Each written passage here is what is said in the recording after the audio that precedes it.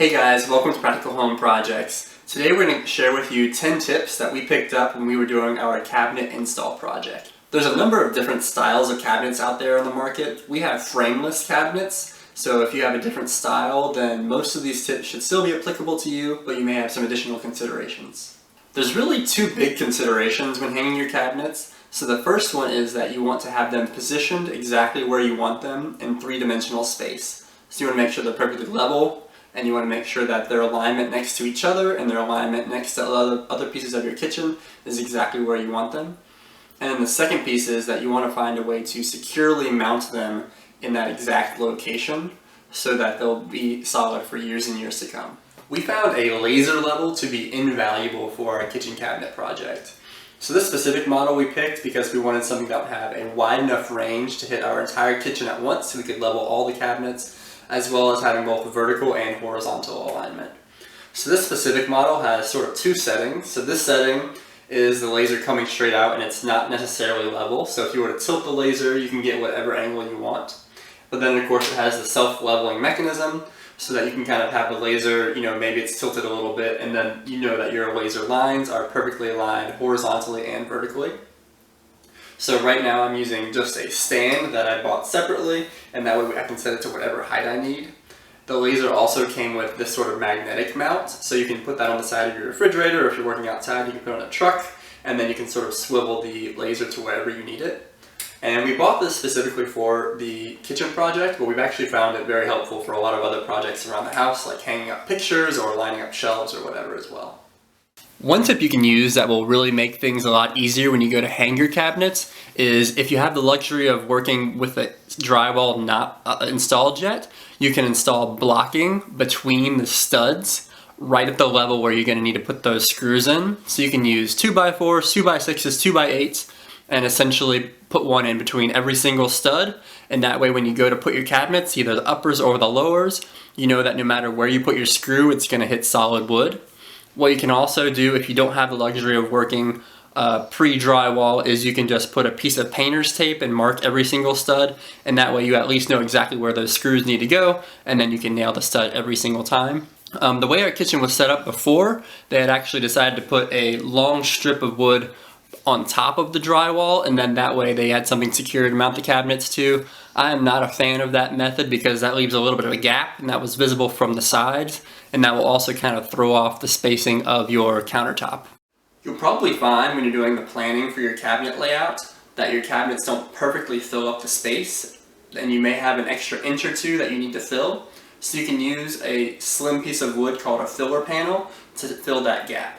So we actually installed one right here between our last cabinet and our refrigerator panel, and that serves two functions. So the first is that now this gap is filled and there's not kind of an awkward space where you can see the wall.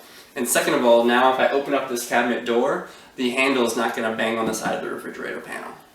These are the two types of screws that we use to mount our kitchen cabinets. So we use this longer 2.5 inch screw with a button head to attach the cabinets to the wall.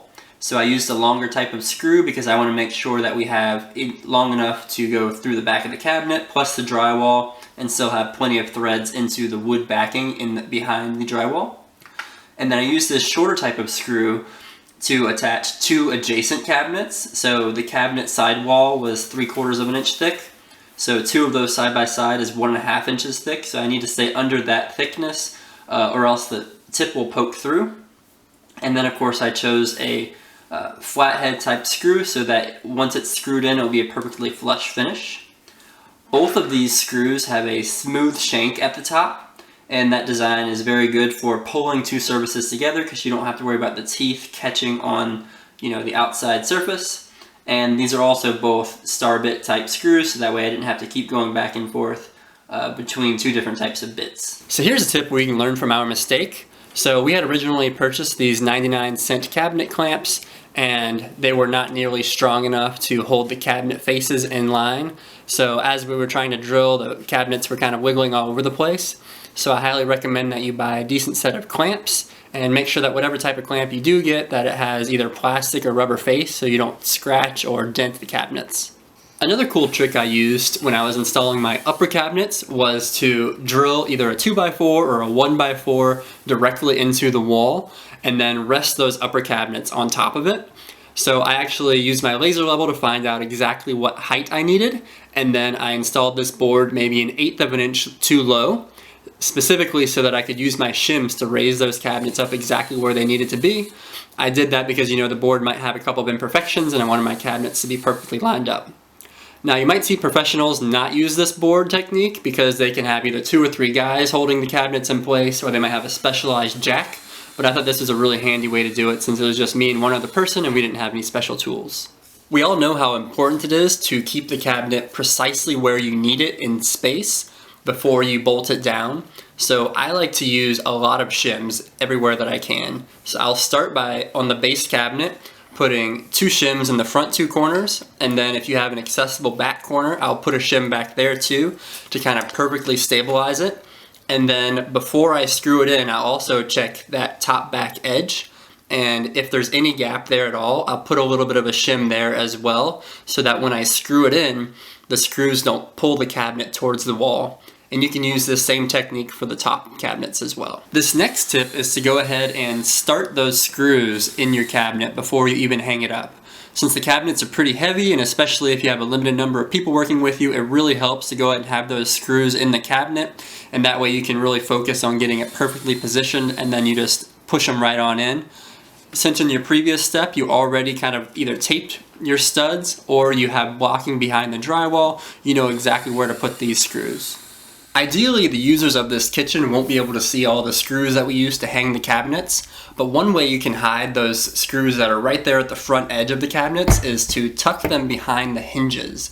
So that way, once the hinges are installed, they're pretty much completely invisible. If that's not possible, then when you're choosing which of the 2 cabinets that you're trying to join together, just screw in from the side that's going to be less visible. This tip is to not underestimate the importance of the toe kick.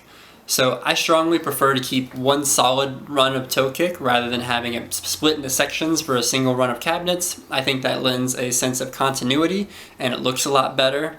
I also recommend using a thick, like wood for example, toe kick.